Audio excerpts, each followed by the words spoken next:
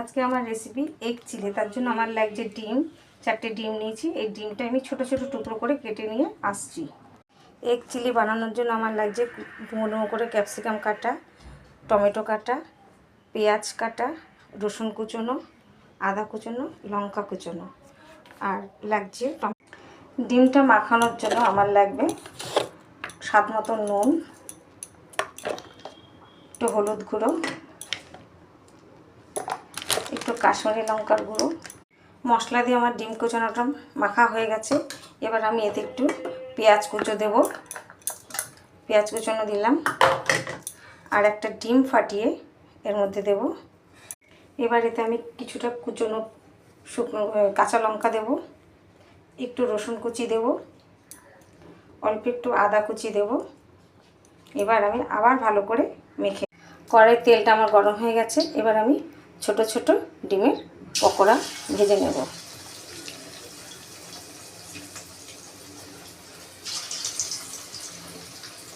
পকোড়ার এক পিঠ ভাজা হয়ে গেছে। এখন আমি এটাকে উল্টে দেব। দেখুন সুন্দর করে ভাজা হয়েছে। এবার আমি উল্টে দেব, উল্টে আর এক পিঠ ভেজে নেব। ডিম পকোড়াগুলো আমার ভাজা হয়ে গেছে, আমি তুলে নিয়েছি। এবার আমি ওই তেলেই গোটা এলাচ আর দারচিনি ফোড়ন দেবো। এলাচ দারচিনিটা আমার ভাজা হয়ে গেছে। এলাচটা একটু ফাটিয়ে দিয়েছি যাতে না ফেটে গায়ে ছেটে, সেই জন্য ফাটিয়ে দিয়েছি। এবার আমি এতে পেঁয়াজ, ক্যাপসিকাম সব কুচোনো দিয়ে দিলাম। এবার এটা আমার একটু ভাজা হয়ে গেছে। এবার আমি এতে পেঁয়াজ, আদা, রসুন বাটাটা দিয়ে দেব।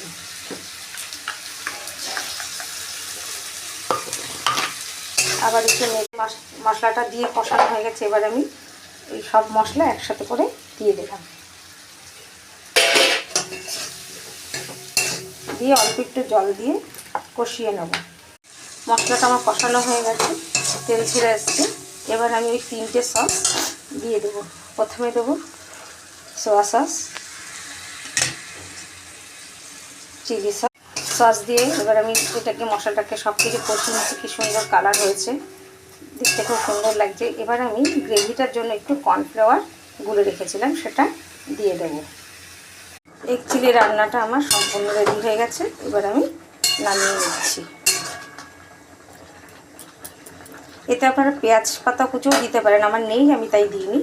আপনারা এগ চিলি রান্নাটা কমপ্লিট হয়ে গেছে, আমি নামিয়ে নিয়েছি।